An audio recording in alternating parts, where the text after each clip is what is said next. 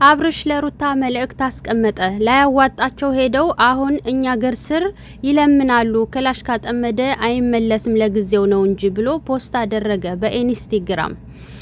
ሰብስክራይብ፣ ላይክ፣ ሼር እያደረጋችሁ ሰላማችሁ ይብዛልኝ። እኔ ማሮች እንዴት ናችሁልኝ? ያላችሁ የጾም እንዴት ይዟችኋል? በነገራችን ላይ አብርሽ ለሩታ ምንም አይነት መልእክት አላስተላለፈምም አላላትምም ማለት ነው። እንኳን እንደዚህ አይነት ነገር ሊላት ቀርቶ ጭራሽ ምንም አላላትም እና ኢንስታግራም ላይ ገብታችሁ ቼክ ማድረግ ትችላላችሁ።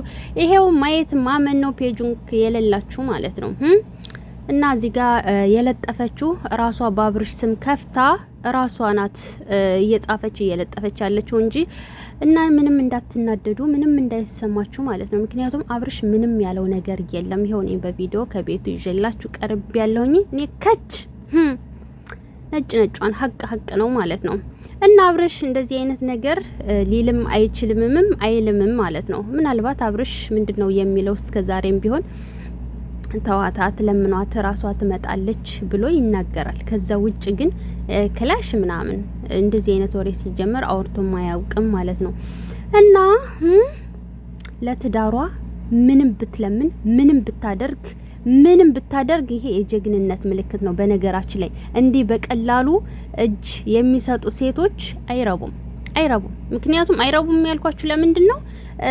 በቀላል መንገድ ተሸነፉ ማለት ነው። ዋጋ የከፈሉበትን ነገር አሳልፈው ሰጡ ማለት ነው። ብልጥ ግን ይጋፈጣል እንጂ ማለት ነው።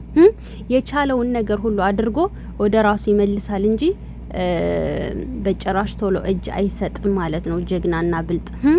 ስለዚህ በቀላል መንገድ ለምን ባሏን ለሌላ ሰው አሳልፋ አልሰጠችም? ለምን እንደዚህ ያላደረገችም? ለምን አልተሸነፈችም ብላችሁ ነው እንጂ የሚያንገበግባችሁ ማለት ነው። ለሩታ መቼም አዝናችሁ እንዳልሆነ አስረግጬ ነው የምነግራችሁ። ለአብርሽም አዝናችሁ አይደለም። በነገራችን ላይ ምንም ብትሉ ምንም ከሩታ የተሻለ ለአብርሽ የሚያስብ የለም። ገባችሁ? ምንም ቢሆን የልጇ አባት ነው። ምንም ቢሆን ባሏ ነው። ስለዚህ ለስራ እንትን የተባለውን ሁሉ እናንተ አታምረሩ ማለት ነው። ምድረሰ ገጤ ሁላ። ስለዚህ አብርሽ ምንም ነገር ያለው የለም። በነገ አሁን በውስጥ አብርሽ መቶልሻል አለችኝ አንዷ እህቴ ማለት ነው።